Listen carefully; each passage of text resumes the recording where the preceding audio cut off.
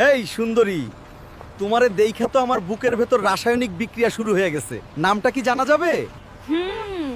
চেহারা তো মাশাল্লাহ, তবে একদম সাধারণ। এই গেও লুক নিয়ে আমার সামনে আসছো কোন সাহসে? চেহারা দিয়া কি করবা? মনটা তো খাঁটি, রাজশাহীর আমসত্ত্বের মতো মিষ্টি।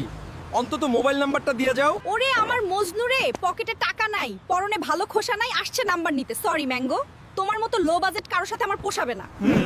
কি রে পিচ্ছি, নিজের দৌড় কতটুকু জানোস? ও এখন আমার মতো ভিআইপির সাথে আছে।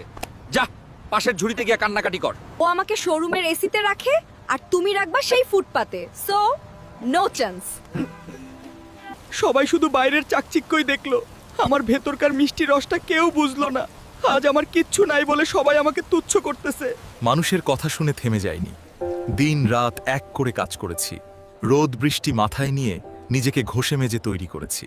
যখন খুব কষ্ট হতো তখন নিজেকে বলতাম, আমার গল্পটা এখানেই শেষ না, এটা তো মাত্র শুরু।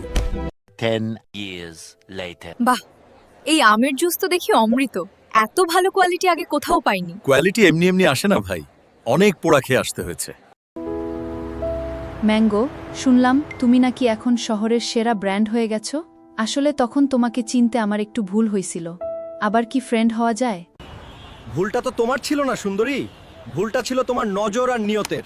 এখন একটু সাইড দাও, আমার কাস্টমার দাঁড়িয়ে আছে।